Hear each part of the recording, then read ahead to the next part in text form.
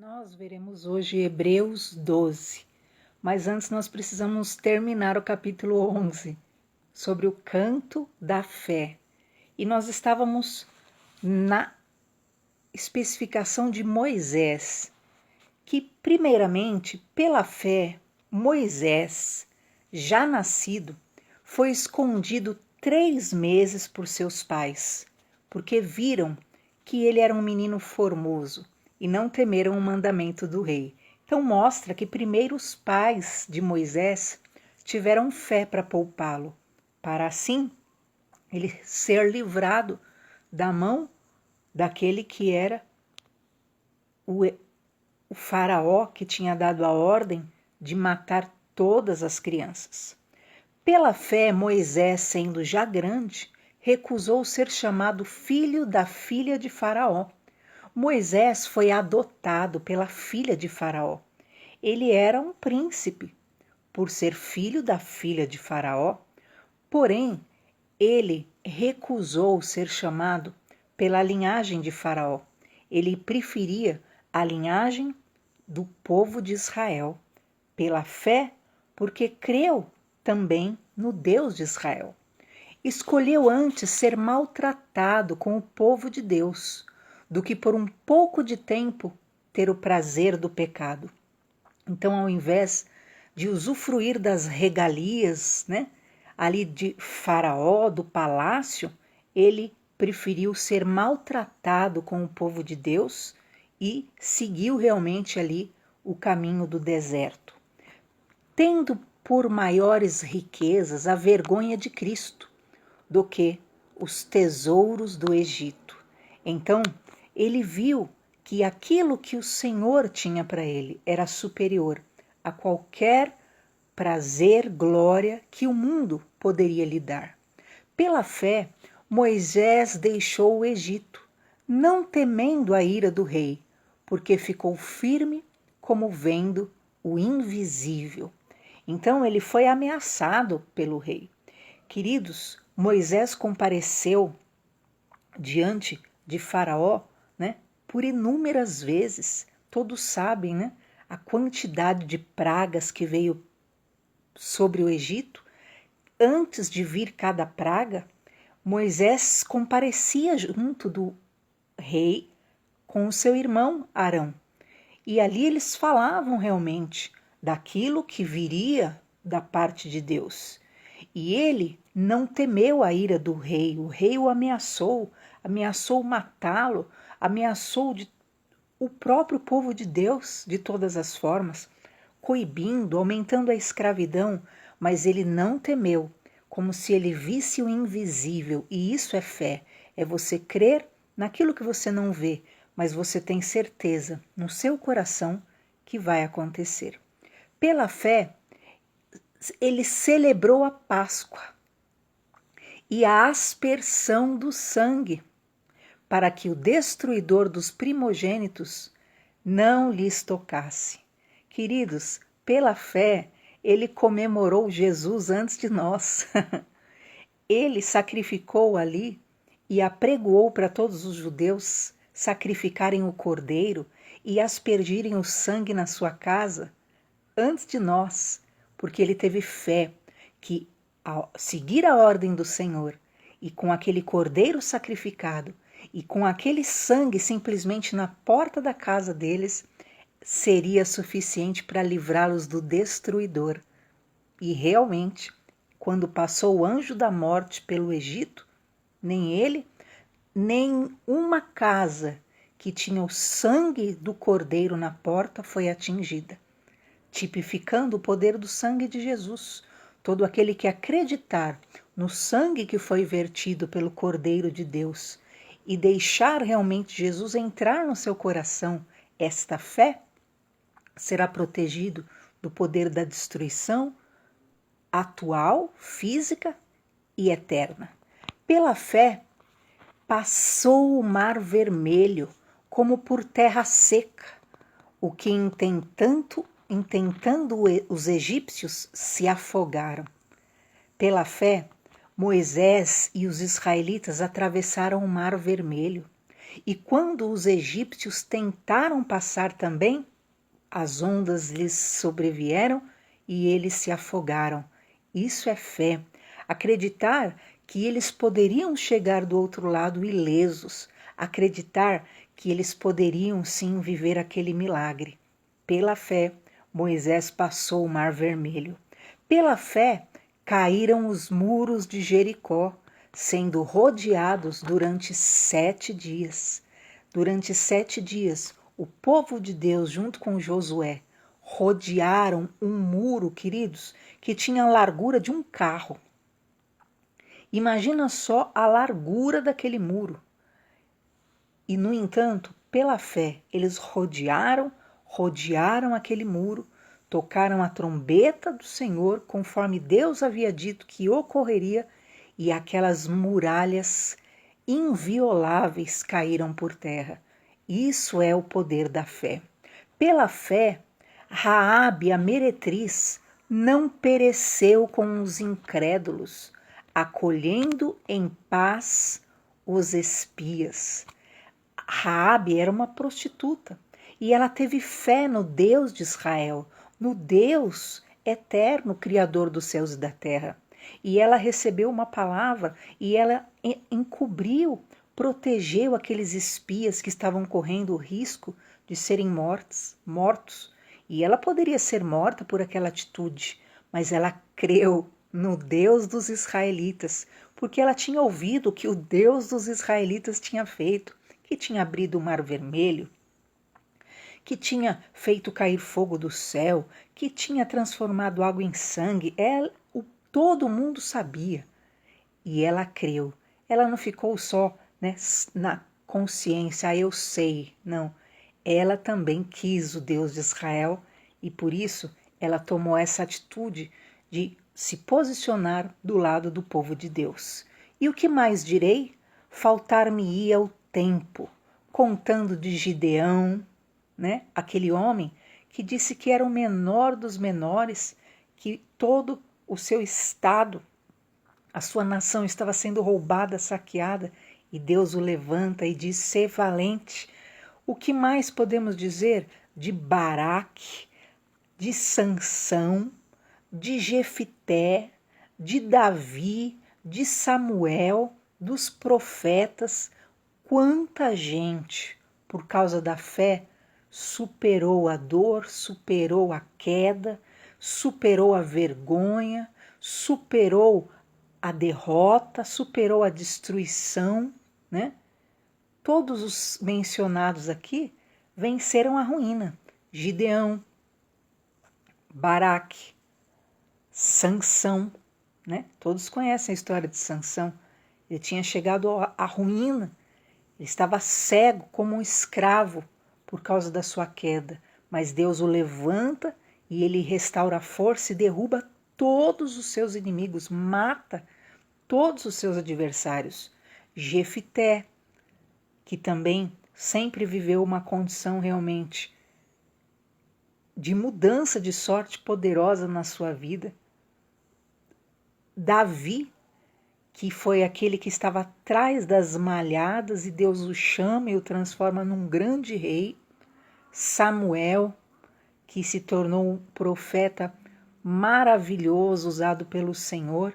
Ele nem podia vir ao mundo, mas foi a fé que o fez realmente nascer. Os quais pela fé venceram reinos, praticaram a justiça, alcançaram promessas, fecharam as bocas dos leões, apagaram a força do fogo, escaparam do fio da espada, da fraqueza tiraram forças na batalha. Se esforçaram, perderam um temor, puseram em fuga os exércitos dos estranhos. As mulheres receberam pela ressurreição os seus mortos. Uns foram torturados, não aceitando o seu livramento, para alcançarem uma melhor ressurreição.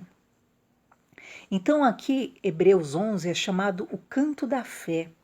que descreve alguns poucos personagens que viveram grandes milagres pela fé, alguns a ponto de preferirem serem mortos, torturados, do que renunciarem à fé, porque criam realmente numa melhor ressurreição, que Deus haveria de dar-lhes algo superior do que eles se apegarem a esse mundo e perderem a fé. Outros experimentaram escárnios e açoites, até cadeias e prisões. Foram apedrejados, cerrados, tentados, mortos ao fio da espada. Andaram vestidos de peles de ovelhas e de cabras, desamparados, aflitos e maltratados por causa da fé. Eles suportaram e se submeteram a serem mortos, torturados, massacrados, como disse aqui, passados ao fio da espada, mas não perderam a fé, porque eles sabiam que em Deus está o que é superior para as nossas vidas. Então eles se deixavam, entre negar a fé e sofrerem o dano, eles preferiam sofrer o dano, como diz aqui, que foram apedrejados, cerrados. E isso aqui, queridos, nem era ainda a época da Inquisição. Se nós fizermos um levantamento da quantidade, milhares e milhares de cristãos que morreram na Inquisição porque não quiseram, não aceitaram negar a Jesus em busca de uma aceitação terrena, momentânea, em busca da aceitação da religião ou de um papa, não. Eles preferiam manter a fé no Senhor Deus eterno de forma limpa e serem mortos, massacrados, comidos por leões, do que negarem a fé, das quais o mundo não era digno, errantes pelos desertos e montes, e pelas covas e cavernas da terra. O mundo não era digno destes homens que suportaram tudo pela fé. Alguns, pela fé, venceram neste mundo. Outros, pela fé, preferiram deixar esse mundo do que permanecerem aqui sem Deus. Que maravilha, não é verdade? E todos estes, tendo tido testemunho pela fé, não alcançaram a promessa, provendo Deus alguma coisa melhor a nosso respeito, para que eles, sem nós, não fossem aperfeiçoados. Queridos, Gideão, Abraão, Isaac, Jacó, Moisés, eles não viveram o que nós vivemos, né?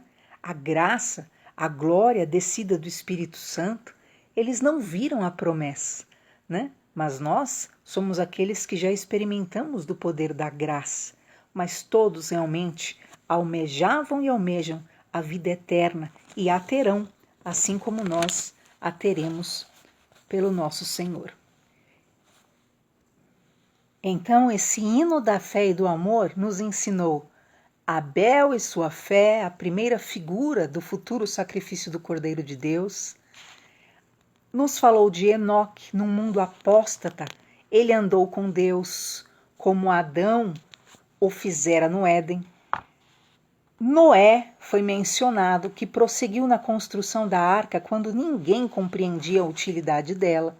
Abraão, que partiu sem saber para onde ia para achar a cidade de Deus e se dispôs a sacrificar o filho, confiando que o Senhor lhe restituiria vivo. Sara, que creu no que a princípio rindo achou impossível. Isaac, que predisse o futuro. Jacó, que Deus cumpriria sua promessa. José, que desejou repousar na futura pátria do povo de Deus. Moisés, que viu aquele que é invisível. Aleluia! Josué, pelo qual caíram os muros de Jericó. Raabe, que lançou sua sorte com Israel. Baraque, que subjugou reinos. Gideão, que se tornou poderoso em guerra. Sansão, que da fraqueza tirou força. Jefité, que pôs em fuga exércitos estrangeiros, Davi, que alcançou a promessa, profetas, Daniel, que fechou a boca dos leões, Jeremias, que foi torturado, Elias e Eliseu, que ressuscitou mortos, Zacarias, que foi apedrejado, Isaías, que foi cerrado ao meio, conforme a tradição, todos morreram crendo num país melhor no além. E agora o capítulo 12 nos inicia dizendo: portanto, nós também, pois que estamos rodeados de uma tão grande nuvem de testemunhas, deixemos todo o embaraço e o pecado que tão de perto nos rodeia e corramos com paciência a carreira que nos está proposta. Se esses homens pela fé suportaram tudo o que suportaram, quanto mais nós, então, devemos nos desembaraçar de tudo que nos realmente embaraça e prosseguir para o alvo e realmente alcançarmos com paciência e cumprirmos a carreira que nos está proposta, sabendo que estamos cercados por uma tão grande nuvem de testemunha. Como fazer isso? Como, nos desembaraçarmos? Como avançarmos, de toda essa situação, de todo o pecado, de toda a força que o mundo tem sobre nós e quer exercer sobre nós, olhando para Jesus, autor e consumador da fé, o qual, pelo gozo que lhe estava proposto, suportou a cruz, desprezando a afronta, e assentou-se à direita de Deus. Então, como você vai se desembaraçar do pecado que tão de perto te assedia, daquele poder do mundo que tão de perto quer lhe afastar de Deus, olhando para Jesus, olhando, tendo como exemplo a Jesus. Ele é o autor da nossa fé. É nele que a nossa fé se fortalece e se encerra, pelo gozo que lhe estava proposto, pelo prazer, pela glória que lhe estava proposta. Ele suportou a cruz, ele se despojou, ele realmente suportou tudo que suportou a afronta, e hoje ele está assentado à direita de Deus. Então Cristo é o nosso exemplo de superação, Cristo é o nosso exemplo de vitória e resistência diante da dor e do poder do mundo. Considerai, pois, aquele que suportou tais contradições dos pecadores contra si mesmo, para que não enfraqueçais, desfalecendo em vossos ânimos. Então nós devemos considerar a Jesus, que ele suportou as contradições, suportou o ódio, suportou a perseguição, suportou as resistências, suportou as afrontas, para que nós não venhamos a enfraquecer, nem desfalecer no nosso ânimo, nem ficarmos desanimados, mas nós devemos considerar o exemplo de Jesus, que suportou tudo por aquilo que ele almejava alcançar. Ainda não resististes até o sangue, combatendo contra o pecado. Então, muitas vezes o poder da renúncia é muito grande, envolve até o dilacerar realmente do teu coração, o sangrar do teu coração. Por isso que diz, ainda não resististes até o sangue, ainda não sangrou. Então, às vezes é mais fácil você ceder para aquilo que lhe agrada do que resistir e sangrar e seguir sangrando, se for o caso. E essa é, na verdade, a palavra, porque se você se lembrar, ali no caminho do Gólgota, Jesus foi o quê? Sangrando. E há momentos que é necessário você seguir, mesmo sangrando, mas acreditar que o Senhor é poderoso para te trazer a recompensa, para te trazer lá na frente aquilo que é a glória, o alívio, e ter Jesus como este que suportou as contradições, mas que não se enfraqueceu, e que você não se enfraqueça querendo ceder realmente aquilo que o mundo está vindo e lhe impondo, mas resista até o sangue. Está sangrando? faz parte, está no caminho do Gólgota, tem que morrer, né? Então, na hora que envolve a morte, depois ocorre a glorificação, a ressurreição. Já vos esquecestes da exortação que argumenta convosco como filhos? Filho meu, não despreze a correção do Senhor, não desmaies quando por ele fores repreendido. Então não esqueça da exortação de Deus, né? Filho meu, não despreze a correção do Senhor, não desmaie quando o Senhor estiver te corrigindo. Então tá sangrando, mas anda, tá sangrando, tá doendo, mas avança, avança, né? Porque realmente é necessário morrer para que venha a nascer aquilo que é o fruto de Deus na sua vida. E eu não estou me referindo a uma morte física no âmbito de sumir do mundo, não. É uma morte daquilo que é os seus anseios, o seu ego, a sua carne, os seus desejos. Segue sangrando no caminho do Gólgota. Segue sangrando, mas segue o caminho em nome de Jesus. Não desmaie quando fores repreendido pelo Senhor. Tá doendo? O Senhor é aquele que realmente trata e sabe aonde vai te levar. Porque o Senhor corrige o que ama e açoita a qualquer que recebe por filho. Então, na verdade, o sangramento do caminho, aquilo que são as dores da caminhada, fazem parte do percurso, porque o Senhor corrige o que ama. O Senhor açoita aquele que ele recebe por filho. Então, você quer ser a imagem de Deus? Nós queremos ser como Jesus? Então, nós precisamos realmente sermos muito moldados e lapidados, não é verdade? Então, querido, a verdade é, né? O que a Bíblia fala? Aquele que dá fruto, o Espírito Santo poda para que dê mais fruto. E a poda, querido, né? Vai sangrar. Então, sangra, porque o Senhor o quê? Corrige o que ama e açoita aquele a quem ele recebe por filho.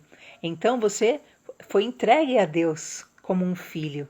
Então agora seja moldado, seja lapidado, mas vai chegar o dia da sua glorificação. Se suportais a correção, Deus vos trata como filhos, porque que filho há a quem o pai não corrija? Se você suportar a correção, então Deus vai te tratar como um filho, né? Quando você está com o seu filho, você pode o quê? Corrigi-lo. Agora, filho dos outros, você não pode corrigi-lo, não é? Então, você não é bastardo, você é filho de Deus. Então, deixa Deus te corrigir. Porque qual é o filho que Deus não corrige? E se você suportar a correção, tá doendo? Senhor, tem aquele hino, né? Antigo. Quem é da minha época lá atrás lembra, né? Tá doendo? Chora, chora mais um pouco, chora, né? Molha o teu rosto, não é fácil, mas breve vem, quem sabe agora. Lembra desse hino? Pois é isso aqui, ó. Se suportais a correção, Deus te trata como um filho. Então, você não é filho de outros, você é filho de Deus. Então, deixa Deus te tratar, deixa Deus te curar, deixa Deus te guiar, né? Imagina ali Jesus andando naquele caminho do Gólgota. Muito sofrimento, não é verdade? Mas fazia parte daquilo que era o processo da nossa salvação.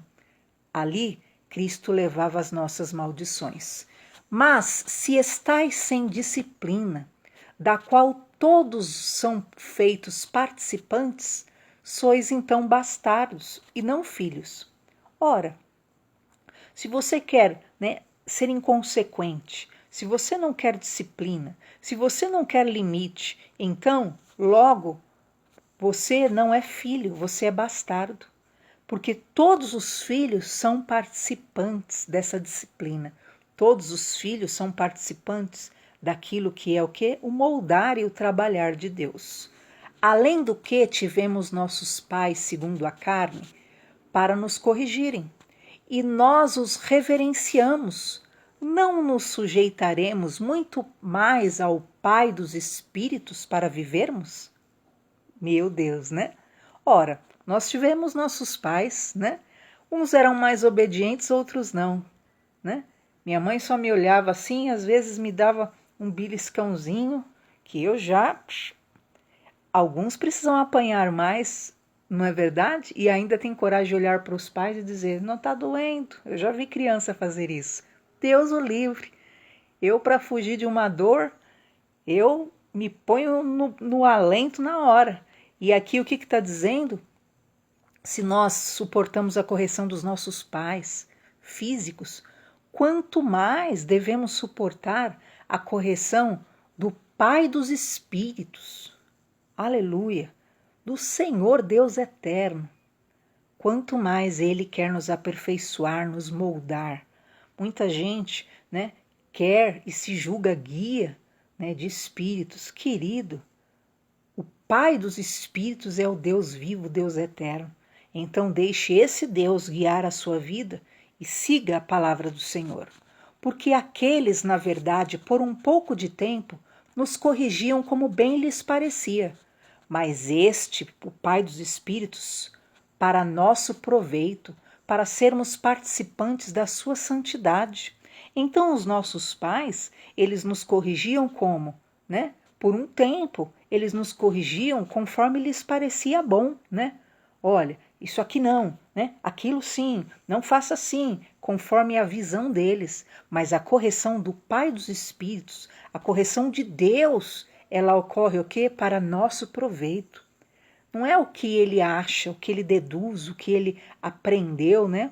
Muitas vezes há pais que aprenderam errado e impõem o errado sobre os filhos. Não, o Pai eterno, o Pai dos Espíritos, ele na verdade nos ensina e nos corrige para nosso proveito, para nos aperfeiçoar. É proveitoso para nós mesmos, para sermos participantes da sua santidade, da sua glória, do seu poder. E na verdade, toda correção ao presente não parece ser de gozo, senão de tristeza, mas depois produz um fruto pacífico de justiça nos exercitados para ela. Olha que tremendo, né? Na hora que você é corrigido, aquilo produz uma tristeza, aquela dor é imensa. Na hora que vem a correção, no presente, parece ser o quê? Algo de dor, algo que vai te destruir, algo que vai te impedir da felicidade. Mas depois vai produzir o quê? Um fruto pacífico de justiça em quem é exercitado por Deus. Então, aprenda a receber a correção de Deus, porque ainda que doa naquele momento, depois ela vai produzir um fruto pacífico, um fruto de paz, um fruto de justiça divina na tua vida. Você vai usufruir do melhor de Deus de forma inteira, não de forma remendada, não de forma errada, não de forma errônea, não de forma ínfima, pequena. Não, será realmente um fruto pacífico de paz e de justiça, de forma inteira, de forma completa, como Deus quer, como resultado da sua submissão a Deus. Portanto, tornai a levantar as mãos cansadas e os joelhos desconjuntados. Então, se você está cansado, né, pela dor, pela tribulação que está passando, pela guerra que está na sua vida, então aguenta a repreensão, aguenta, ainda não resistisse até o sangue, aguenta, segue o caminho do Gólgota e ainda está ali no caminho do Gólgota, vai andando ainda aí, né?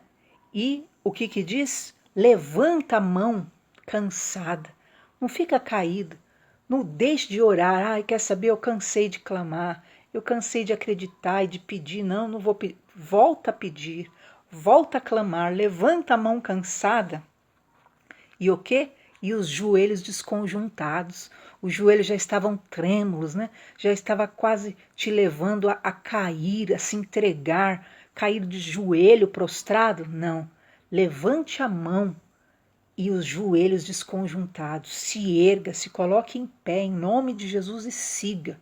Siga sangrando, mas siga. Siga machucado, ferido, mas siga. Siga em frente, porque olhando para Jesus, que suportou a cruz, desprezou a afronta e assentou-se à destra de Deus. Considere a Jesus, que suportou todas as contradições contra si mesmo, e não enfraqueça, mas realmente resista, não desfalecendo, não desanimando, e diz ainda: levanta a mão e o joelho desconjuntado e faça caminhos direito para os vossos pés, para que os que manquejam não se desviem inteiramente, antes sejam sarados. Então, se você está manquejando, se você está fraco, debilitado, né? Faça um caminho realmente, o que aqui diz, direito para os seus pés. Siga realmente a vontade do Senhor, para que você não se desvie inteiramente, mas você seja sarado, enquanto Deus está realmente corrigindo, querendo tratar você. Siga a paz com todos e a santificação, com a qual ninguém verá o Senhor. Então, se depender de você, tenha paz com todo mundo. Que as pessoas que não tenham paz com você, então vai ser um problema só delas. O tormento será só na cabeça delas, né? O ódio será só no coração delas, não no seu. Que você tenha paz com todo mundo, perdoe todos os teus ofensores. Ponha diante de Deus e fala: Senhor, eu libero, Senhor. Eu libero a vida, eu perdoo essa pessoa por esse mal que me fez, eu perdoo isso, aquilo. Apresenta diante de Deus e siga a sua vida em paz com todos. O tormento vai estar nos outros se alguém tem algo, mas não em você nunca. E a santificação, sem a qual ninguém verá Deus. Então é necessário você ter paz e ser alguém separado para Deus, alguém que busca se preservar, se cuidar realmente para agradar ao Senhor, tendo cuidado de que ninguém se prive da graça de Deus e de que nenhuma raiz de amargura brotando vos perturbe e por ela muitos se contaminem.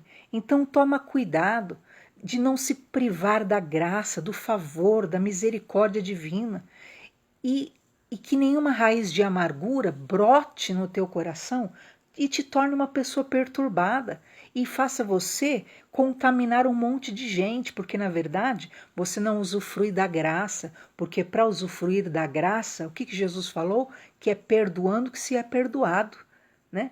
Que é morrendo que se vive para a vida eterna. Então, usufruir da graça requer perdão, que eu perdoe e eu serei perdoado. O misericordioso alcança a misericórdia. Então, não se prive da graça, mas usufrua do favor divino.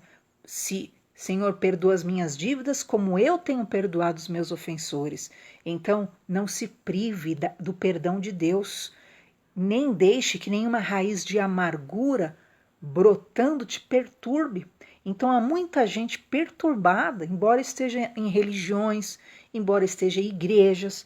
Por quê? Porque estão tomadas como um câncer pela amargura. Porque a amargura cria raízes como um câncer.